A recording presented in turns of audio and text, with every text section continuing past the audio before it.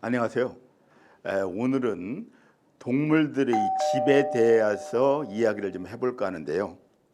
집, 보금자리 하면 우리 사람들이 사는 보금자리는 삶이 있는 곳이잖아요. 거기에서 쉬기도 하고 쉼이 있는 곳, 또 사랑이 있는 곳, 생명이 태어나는 곳, 생명이 자라가는 곳, 그것이 우리 사람들이 사는 보금자리인데요. 그래서 사람한테는 이 집이라는 것은 정말 삶에 없어서는 안 되는 중요한 도구인데요. 동물들 세계에서는 이 집이 그렇게 사람같이 아주 중요하게 쓰여지지 않습니다. 이 동물의 세계에서는 집을 짓는 이유가 단 한 가지 이유, 종족 번식을 위해서만 집을 짓습니다. 어느 것들은요, 집을 짓지 않고 새끼를 낳아서 기르는 동물들도 많이 있잖아요.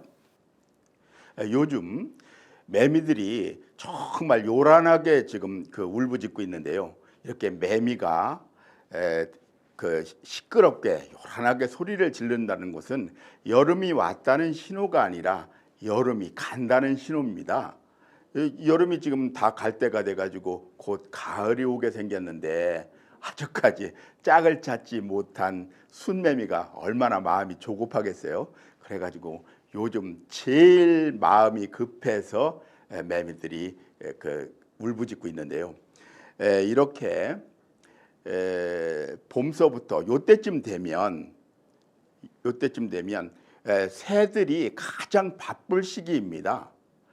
봄에 새들이 둥지를 새로 짓고 거기에다 알을 낳고 품은 다음에 새끼가 깨어나면 다시 그 새끼를 기르느라고 정신없이 이 무더위에도 온갖 새들이 먹이를 물어다가 새끼를 기르느라고 정말 제일 바쁜 시기가 요때인데요.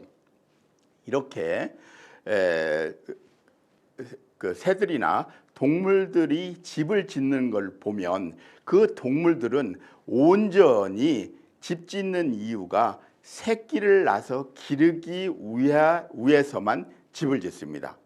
그리고 그 집들은 지가 새끼를 잘 기를 수 있도록, 새끼가 잘 자랄 수 있도록 거기에 맞추어서 최적화된 디자인을 해서 집을 짓습니다. 그래서 오늘 몇 가지 예를 들어서 동물들이, 곤충들이 어떻게 집을 짓는지 한번 이야기를 해볼까 합니다. 까치집인데요. 까치집은 복층주택입니다. 겉으로 보기에는 이렇게 이제 까치는 연장 있는 것도 아니고 손이 있는 것도 아니고 주둥이로 이렇게 얼기설기 돼 있는 나무 가지를 물어다가 얼기설기 올려놓고 이게 집을 짓거든요. 근데 겉으로 보기에는 이렇게 엉성하게 지어놓은 집 같아도 이 속에 아주 부드러운 풀로 둥지를 만들어 놓은 둥지가 또 하나 있습니다. 그래서 복층주택인데요.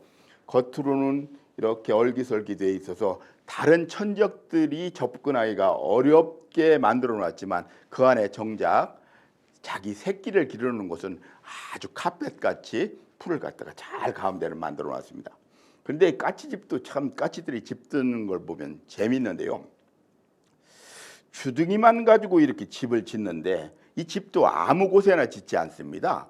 까치집을 보면 이 나무 중에 제일 튼튼한 가지, 원가지 그곳에만 집을 짓지 옆에 이 작은 가지, 약한 가지에는 절대 까치가 집을 짓는 일이 없습니다. 그래서 까치가 이렇게 주둥이만 가지고 얼기설기 해놓은 저는 집도 아무리 센 태풍이 와도 까치집을 없애지 못합니다. 부서뜨리지 못합니다. 태풍이 오면 이 나무는 쓰러뜨릴지언정 이렇게 얼기설기 까치가 저는 까치집을 부시지를 못합니다. 이렇게 아주 정교하게 튼튼하게 까치가 집을 짓는데, 이렇게 짓는 까치 집은 지 어미가 가르치지 않습니다. 누구도 가르쳐주지 않는데 태어나기 전에 이미 집 짓는 법을 알고 태어납니다. 집 짓는 법만 알고 태어나는 것이 아니라 집 짓는 위치까지도 정확하게 누가 가르쳤는지 가르쳐서 내보냅니다. 그래서 까치는 태어나자마자 지 애미들한테 배우지 않아도 가장 튼튼한 가지에 가장 튼튼하게 또 새끼를 기르기 위해서는 복층으로 그렇게 집을 짓습니다. 이것도 우리가 우연히 까치가 이렇게 집을 짓는다고 말하기는 정말 어려울 것 같습니다. 알이 정말 예쁜 알이 몇 개 들어있는데요. 이 집은 붉은 머리 오목눈이라는 아주 조그만 새가 지은 집입니다. 참새만 할까요? 참새보다 좀 더 작을 수도 있습니다. 아주 조그만 새가 이렇게 앙증맞은 집을 지어놓고 지금 알을 낳았는데요. 이렇게 작은 새들은 풀을 물어다가 십자수를 놉니다. 주둥이로. 나무 줄기를 물어다가 까치같이 집을 짓는 것이 아니라 일반 풀을 물어다가 넣고 빼고 주둥이로 십자수를 넣어서 이렇게 아주 앙증맞은 집을 짓습니다. 그런데 이 집을 보면, 새들이 집을 보면 이 붉은 머리 오목눈이 집같이 뚜껑이 없이 집만 있는 곳이 있고, 어떤 새들은 표주박같이 위에 뚜껑을 만들어서 집을 짓는 놈이 있습니다. 그 집 모양을 보면 얘들이 새끼가 알에서 부화해서 나왔을 때의 생태를 우리가 알 수 있습니다. 처음에 알에서 부화해서 나온 새끼가 병아리같이 털을 속히 입고 나오는 새끼를 가진 애미는 이렇게 천장이 없는 집을 집니다. 비나 햇빛을 맞아도 지 털이 보호를 할 테니까요. 먹이를 물어다 주기 쉽게 천장이 없는 집을 짓고, 새로 태어난 그 새끼가, 알에서 부화한 새끼가 털이 없이 알몸으로 태어난 놈들은 표주박같이 지붕을 집니다. 왜냐하면 비 맞으면 안 되고 햇빛에 직접 노출되면 새끼가 위험할 테니까요. 그래서 이 집 모양을 보면 그 새끼 상태도 우리가 대충 이해할 수 있습니다. 제가 어제 그저께인가요? 2, 3일 전에 어느 산에 무슨 일이 있어 산에 갈 일이 있어 산에 갔더니 아저까지 좀 게으름뱅이 뻐꾸기가 아직까지 뻐꾹뻐꾹하고 날아다니더라고요. 뻐꾸기가 앞산에서 뻐꾹, 뒷산에서 뻐꾹 이렇게 울기 시작하면 그것은 여름이 온다는 신호입니다. 이 뻐꾸기들이 6월달이나 7월달쯤 와가지고 알을 낳기 시작하거든요. 그런데 이렇게 까치나 작은 새들, 이런 새들은 지가 이렇게 정성 들여서 정말 힘들여 가면서 집을 짓는데, 이 뻐꾸기는 아주 못됐지 않습니까? 지가 집을 짓지 않고 남이 줘놓은 집에다가 살짝 지 알을 하나씩 놔가지고 남들한테 지 새끼를 기르게 만들잖아요. 그래서 뻐꾸기를 못쓸 놈이라고 우리가 이야기를 하는 사람들이 많은데요. 여기도 보면은 이 붉은 머리 오목눈이 뭐 다른 떼까치도 있고 알락할미새 이런 새들이 둥지에다가 뻐꾸기는 알을 낳는데요. 아주 작은 새들이 둥지에다 알을 낳습니다. 보통 이 붉은 머리 오목눈이는 알을 한 5개 정도, 4개나 5개를 알을 낳거든요.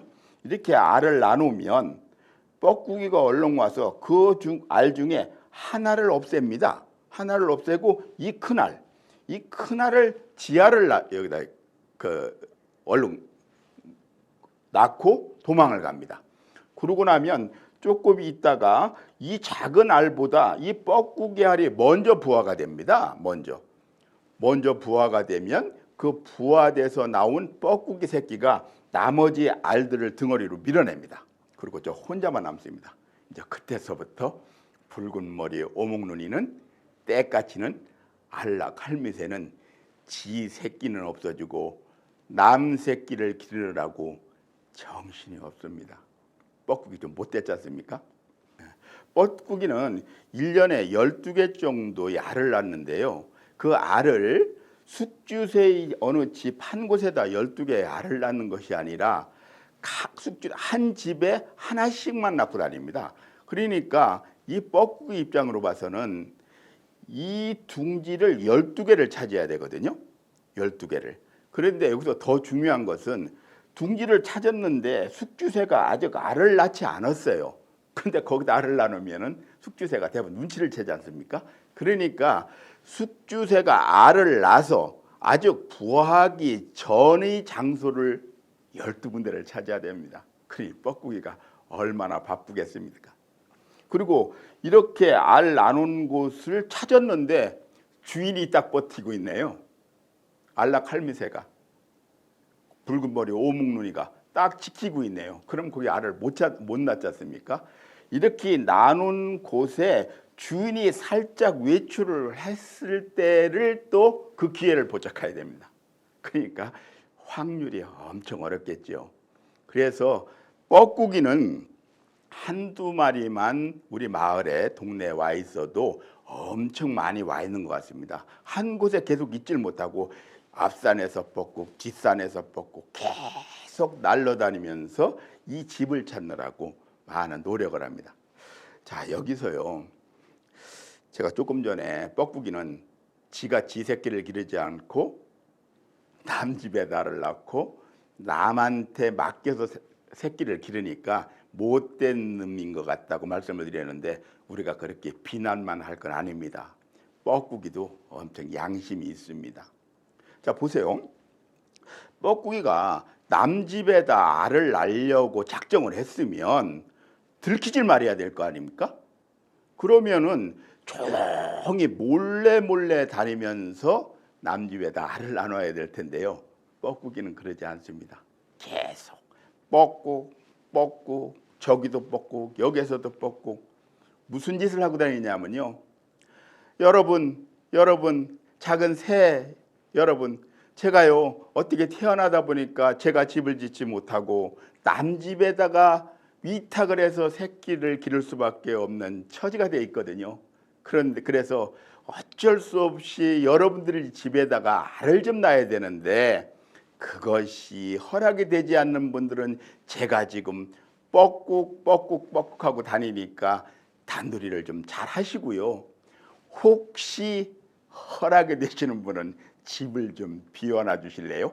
이러고 다닌다니까요. 계속 뻐꾹하고 경계경보를 올리고 다닙니다. 그 경계경보를. 그런데 그렇게 뻐꾸기가 다 이야기를 해놓고 경계경보까지 내가 왔다고 조심하시라고 그렇게 얘기를 하고 떠들고 다니고 있음에도 불구하고 집을 비운 주인이 있다면 그것은 집 비운 주인 탓이 아닐까 싶습니다. 제가요 이런 말씀을 드리는 이유는 이게 생태가 보존돼 나가는, 어느 개체가 급격히 늘어난다든지 급격히 줄어들지 않고 그 개체 수가 유지되는 방법 중에 하나인 것 같습니다.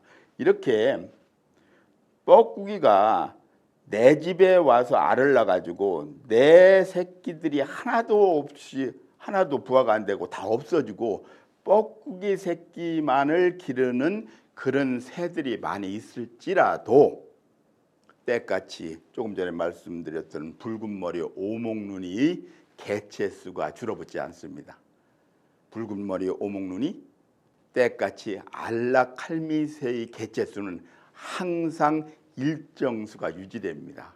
그래서 이것도 자연의 특별한 현상이지 어떤 뻐꾸기에 대해서 뻐꾸기가 다른 놈들을 못되게 하려고 해를 끼치려고 하는 행동은 아닌 것으로 우리가 이해를 해야 될 것 같습니다.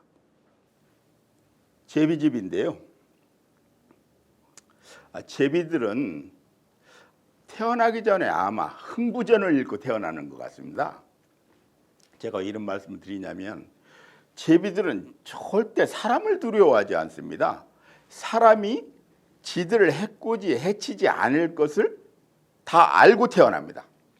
그래서 흥부전을 읽고 미리 읽고 태어나지 않나 그런 생각을 해보는 건데요. 이 제비집도 참 재미있습니다.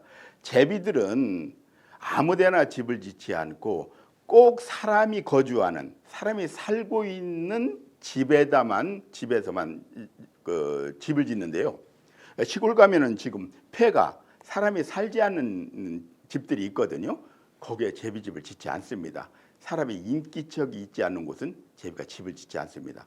그리고 그 사람이 살고 있는 집 중에서도 사람들이 제일 왕래가 심한 곳, 제일 많이 들락날락거리는 그 곳 천장 바로 밑에다가 집을 짓습니다. 그러니까 제비는 사람들이 저를 해코지하지 않는다는 것을 알고 태어나는 것 같습니다. 근데 이 제비집도 재미있는 것이요. 이렇게 천장에서 좀 떨어진 곳에다가 제비집을 짓는데요. 이 천장에서부터 제비집까지 간격이 거의 일정합니다. 거의 일정합니다. 한 10cm 정도 떨어져서 집을 짓는데요. 왜 그러냐면 요 10cm 정도 천장에서 떨어진 이 곳이 요 간격이 애미가 새끼들한테 먹이를 물어다 주기에는 충분한 간격이고, 이것이 더 밑으로 내려오면 천적들이 달려들기가 쉽지 않습니까? 그래서 천적들은 잘 오지 못하고 자기 애미는 새끼들한테 먹이를 물어다 줄 수 있는 최적의 간격이 약 10cm인 것 같습니다. 그래서 제비는 다른 천적이 범접하지 못하게 사람이 출입하는 곳 천장에서 약 10cm 밑에다가 집을 짓습니다. 이것도 제비가 엄청 신경 써서 설계해서 계획해서 집을 짓는 것 같습니다. 이것도 우연히 제비가 여기다 집 짓는다고 말하기는 어렵습니다. 왜냐하면 제비 모두가 이곳에다가 이렇게 집을 지니까요. 다음은 곤충의 집을 한번 알아보도록 하겠습니다. 요 벌레는 거위벌레라는 놈인데요. 집을 참 정교하게 기가 막혀집니다. 이렇게 나무 잎이 있으면 나무 잎의 끝부분 줄기 바로 밑을 양쪽에서 이렇게 잘라냅니다. 잎으로 가운데 줄기만 남게 하고, 그러고 나서 이렇게 달랑달랑 옆에가 잘려져서 달랑달랑한 그 잎을 지 주둥이하고 다리로 돌돌돌돌 이렇게 말습니다. 돌돌돌돌 말아놓습니다. 이렇게. 지금 얘가 지금 집을 짓고 있는 중인데요. 다 해놓으면 여기까지 다 말려 있습니다. 돌돌돌돌 말아서 끝에 대문도 만들어 놓습니다. 끝은 다른 벌레들이 못 들어오게 다 끝을 이렇게 잡아당겨서 문을 딱 닫아 놓습니다. 그리고 이 안에다가 노란 조그만 알두개를 놔놓습니다. 이렇게 집을 져놓은데요. 이렇게 거위벌레가, 작은 벌레가 주둥이하고 발만 가지고 똘똘 말아서 저놓은 집을 제가 억지로 풀라 하면 잘 안 풀립니다. 얼마나 튼튼하게 정교하게 요놈이 집을 져놨는지 제가 억지로 이걸 풀어보려 하면 풀리질 않습니다. 그래서 여기에 알을 두 개를 놔놓고 이 알이 이 안에서 부화를 해서 이 풀을 먹고 이제 애벌레가 돼서 다시 성충으로 이렇게 됩니다.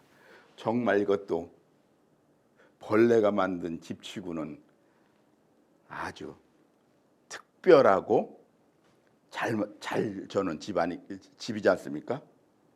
거위벌레, 모든 거위벌레가 똑같은 이런 모양의 집을 짓습니다.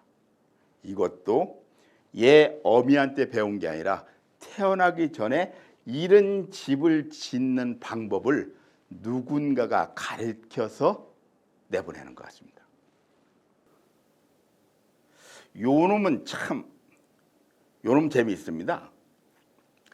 조금 전에 말씀드렸던 대로 까치나 또 붉은 머리 오목농이 같이 작은 새나 이런 것들은 다른 데서 집을 짓는 재료를 물어다가 나무든지 어떤 뭐 이런 데다가 집을 짓잖아요. 근데 요 놈은 재료를 현장에서 그냥 재료 있는 곳에다 집을 짓습니다. 그냥 다른 데 물고 오고 가져오려면 귀찮지 않습니까? 그러니까 요 놈은 그냥 재료 있는 곳에서 집을 집니다.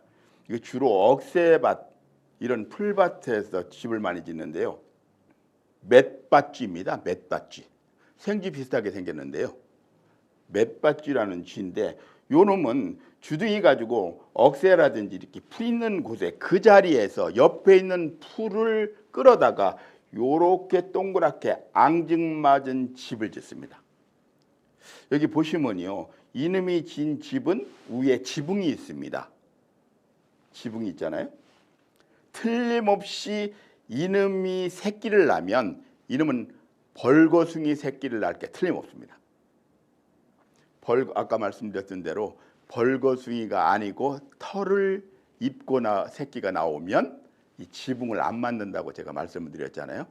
이놈은 이렇게 지붕을 해놓은 이유 했다는 것은 이놈 새끼는 틀림없이 벌거숭이 새끼를 낳는 것이 틀림없습니다. 이렇게 각종 동물들은 지들이 새끼들이 잘 자라고 보호될 수 있는 그런 곳에 그런 방법으로 그런 제일 맞는 시기에 때에 집을 짓습니다. 정말 이것도 신기한 자연 현상 중 하나가 아닌가 싶습니다. 우리가 제일 잘 아는 벌집인데요. 벌집은 다 이렇게 육각형으로 되어 있습니다. 육각형으로. 벌집은. 왜 모든 벌이 지 집을 때 육각형으로 짓느냐면요. 육각형으로 집을 지을 때 가장 최적의 어떤 그 넓이에서 가장 많은 집을 지을 수 있고 그 공간에 허비가 없고 또 가장 적은 재료를 가지고 집을 지을 수 있고 튼튼한 또 집을 지을 수 있어서 벌들은 육각형으로 집을 짓습니다. 얘들이요. 벌들이 원으로 집을 짓는다면 원과 원 이렇게 집을 지으면 원과 원 사이에 이렇게 그 공간이 생깁니다. 그래서 같은 면적에 쓸데없는 공간이 생기게 되고요. 삼각형으로 집을 짓게 되면 공간은 남아 있지 않지만 재료가 많이 듭니다. 이게 벽이 많아야 되지 않습니까? 삼각형은 벽이 많아야 돼서 재료가 많이 들고 사각형으로 집을 지면 바깥에서 그 충격을 받았을 때 그 압력에 잘 견디지를 못합니다. 쉽게 말해 잘 부서집니다. 이렇게 사각형은. 그래서 이놈은 원으로도 집을 짓지 않고 삼각형으로도 집을 짓지 않고 사각형으로도 집을 짓지 않고 제일 한 면적에 제일 집을 많이 지을 수 있고 제일 적은 재료로 집을 지을 수 있는 것을 택해서 그리고 가장 튼튼한 집을 짓느라고 육각형의 집을 짓습니다. 그래서 이렇게 집을 다 져놓은 다음에 꿀을 채우는데요. 꿀을 채우면 그 꿀 양이 집 무게의 한 30배 정도가 된답니다. 그렇게 무거운 꿀을 이 안에 채워도 그 무게를 지탱할 수 있는 그 디자인이 육각형 디자인입니다. 벌들 참 똑똑하지 않습니까?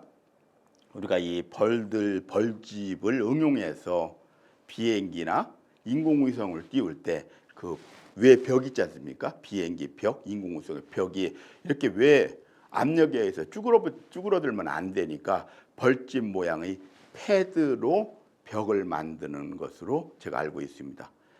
벌들한테 우리가 배웠습니다. 거미들 종류가 상당히 많이 있습니다. 거미 종류가.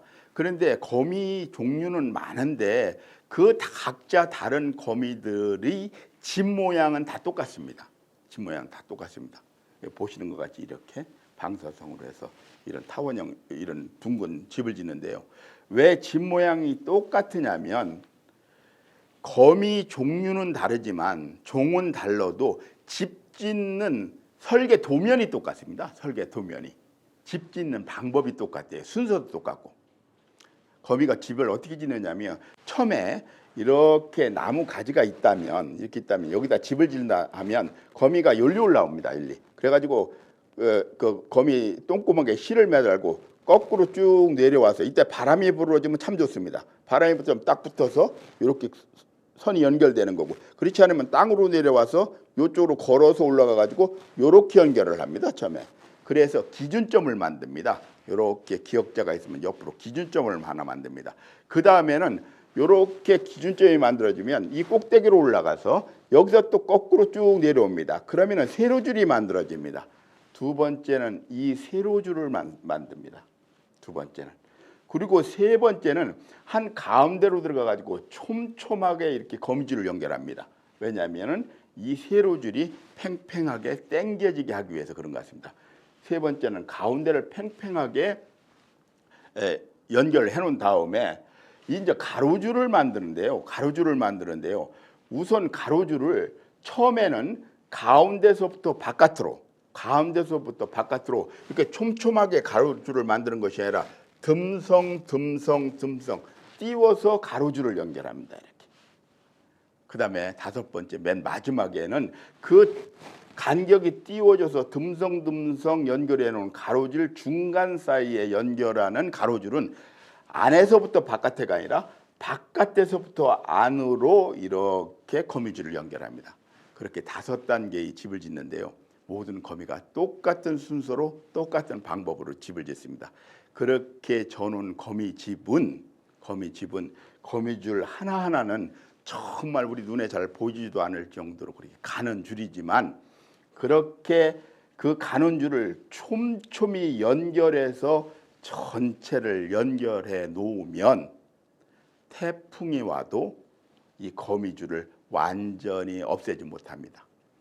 이렇게 가는 줄에 나비도 와서 붙기도 하고 잠자리도 붙고 심지어는 매미 같은 큰 곤충들도 여기서 달라붙으면 거미줄이 끊어지지 않고 꼼짝 못하고 붙어 있습니다. 정말 재밌지 않습니까? 근데 여기서 한 가지만 더 생각해 보도록 하겠습니다. 이제 이렇게 거미가 집을 다 져놓으면 거미들은 한 가운데 딱 앉아서 집을 다 져놓고 한 가운데 앉아서 한번 흔들어 봅니다. 이 집이 튼튼한가 안 튼튼한가 흔들어 본 다음에 가운데 딱 앉아서 먹이 사냥을 다니는 것이 아니라 먹이들이 와서 거미줄에 걸려주기만을 기다리고 있습니다. 인내를 가지고 기다리는데요. 왜 곤충들이 거미 집에 붙으면은 못 도망가고 그냥 달라붙어 있죠? 그 이유는 거미줄이 끈끈해서 그렇지 않습니까? 거미줄이 끈적끈적하다는 걸 모르는 분 계십니까? 근데 정말 거미집은 다 끈끈한가요? 그렇지 않습니다. 이 거미줄이에요. 조금 전에 말씀드린 대로 세로줄이 있고 가로줄이 있는데요. 세로줄은 끈끈이가 없습니다. 이렇게 만져보시면 세로줄은 끈끈하지 않습니다. 달라붙지 않습니다. 거미줄은 가로줄에만 끈끈이가 묻어 있습니다.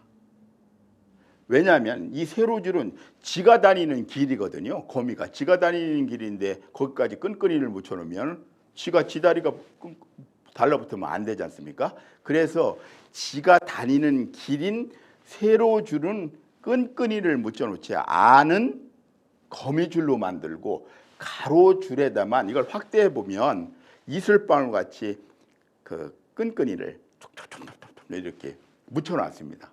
참 신기하지 않습니까? 거미 똥구멍이 두 개가 아니거든요.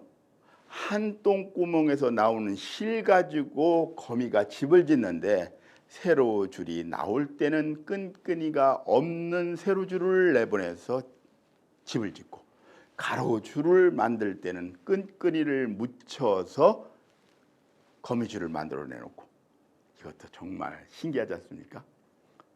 어떻게 하다 보니까 그렇게 되고 점차 그렇게 바뀌어 갔다는 말은 이것도 맞지 않은 것 같습니다.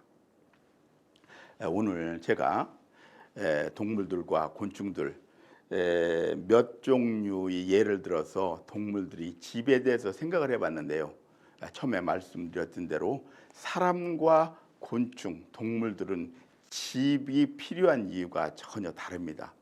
사람은 추운 지방, 더운 지방 어디나 살아야 되고 지구 전체 어디나 사람이 충만하게 살아야 되기 때문에 거기에 맞는 집을 저 추운 지방에서는 얼음집을 짓고 더운 지방에서는 나무에다가 시원한 집을 짓고 어느 곳은 토담집을 짓고 그렇게 추운 지방 더운 지방 할 거 없이 어느 곳에서나 살 수 있는 집을 짓는 지혜가 사람들한테는 주어져 있고요. 그래서 그 집에서 쉬기도 하고 사랑도 하고 생명도 태어나고 생명이 자라기도 하는 그런 삶을 영위하는데요.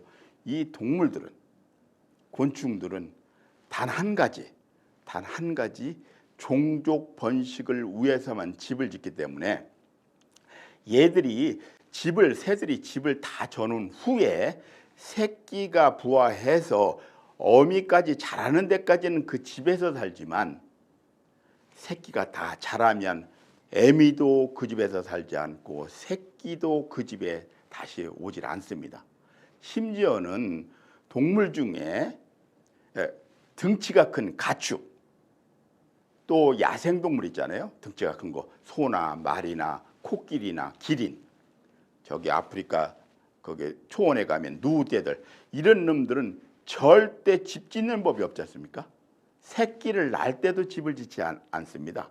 그냥 매정하게 맨 땅이든지 풀밭에다 새끼를 뚝 떨어놓고 그냥 새끼를 그곳에다 납니다. 아프리카의 기린이 코끼리가 집이 하나씩 필요했다면 아프리카 초원이 복잡할 뻔했습니다. 이렇게 모든 동물들은 자기가 종족 번식해서 생태가 유지될 수 있는 가장 최적의 시기에 제일 좋은 곳에 제일 좋은 방법으로 집을 져서 종족 번식을 하게 됩니다. 이것도 특별한 자연의 현상 중 하나인 것 같습니다. 오늘 여기까지 말씀드리고요. 다음에는 또 다른 자연을 가지고 이야기를 들어보도록 하겠습니다. 고맙습니다.